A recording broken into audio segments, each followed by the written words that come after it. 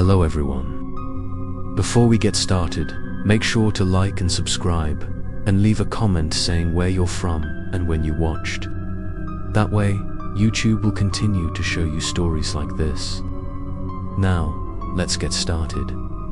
Asterisk, I shattered. The mirror shards scattered across the floor, blood everywhere. I thought that would end it all. But I was wrong. Breaking the mirror didn't kill him. It set him free.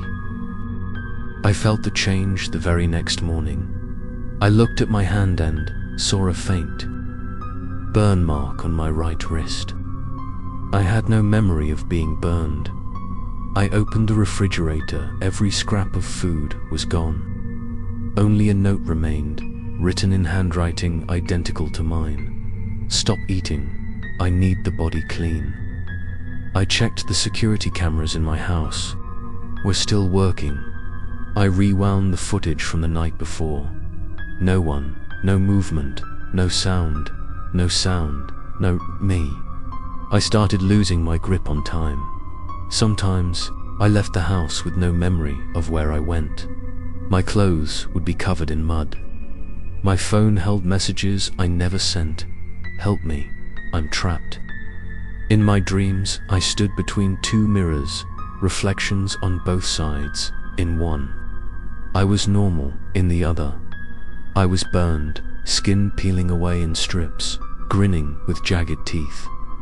Both of me spoke at once. I'm the real one. Claire called me after days of silence. She said, "You're not you anymore. Your voice, it's off." I asked. Off how? She whispered, like it's being played back from an old tape. Out of sync, without a soul. I begged her for help. She agreed to meet one last time, but only somewhere without mirrors, without reflections, without white light. We arranged to meet in an empty basement beneath an old bookstore, a place once used to store wartime records. She arrived, carrying a small round mirror wrapped in red cloth. She set it on the floor and asked, "Are you sure the thing in the mirror escaped?" I nodded. She pulled away the cloth. The mirror reflected nothing, only a dense black swirl, like the mouth of a bottomless well. Claire whispered, "If it's out, then the one speaking to me right now might not be the real you." I froze. She drew a small dagger, its blade etched with ancient symbols. I once used this to cut the mirror soul out of myself. It hurt, but I survived. She looked at me. "Will you try?" I placed my left hand on the floor and closed my eyes. She pressed the blade between two of my fingers, right where she said the energy lines crossed. It didn't feel like pain. It felt like something was being pulled out from my bones. I screamed then. A thin black wisp drifted out of my hand, twisting in the air before sinking into the mirror. The mirror cracked instantly. Claire gasped for breath. I nearly blacked out. When I came to, she was gone. Only a line was carved into the broken glass. It never goes far. It waits for a slip. I went home. I thought it was over. But when I crossed the threshold, I knew I was wrong. On the wall, written hundreds of times in black ink, were the words, "I'm still here. I'm just borrowing your face." Every line written in my own handwriting. I checked the security cameras, fast-forwarded at 3:14 a.m. He woke up, took a marker, and wrote on the wall while keeping my eyes closed. Smiling all the while, I screamed. I smashed furniture, tore at the walls, burned my notebooks, shut off my phone. I wanted to end it all. I looked into my computer's web command, saw myself sitting at the desk before I'd even turned it on. I saw myself looking back, lips moving silently. My turn. I yanked the plug, turned off the lights, but the monitor stayed on.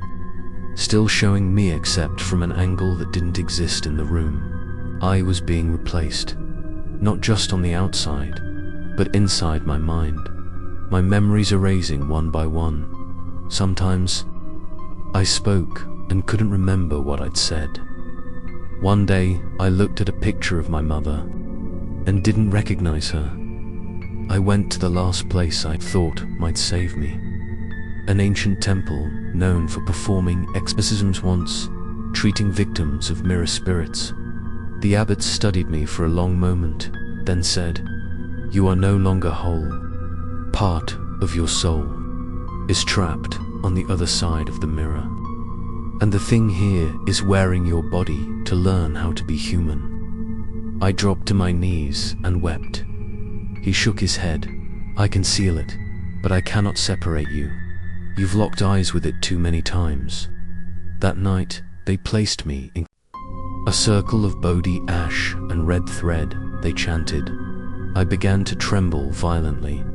Outside the ritual room, glass cracked again, and again the sound like bones breaking. Wind rushed in, though there were no windows, and from the bare wall, a face pushed through as if molded from clay was mine, but torn, burned, eyeless, mouth gaping wide. I fainted when I woke. The temple was sealed. No one remained, only me, and the small mirror lying in the middle of the ceiling, circle untouched. The mirror no longer reflected me, but when I leaned close, I heard laughter, my voice. From the other side of the glass, the mirror was broken. The seal was set, but he didn't disappear, because he no longer lived only in the mirror. He lived in me. Asterisk, please like and subscribe to the channel to listen to the next episode. Erased memories. I don't know who I am anymore.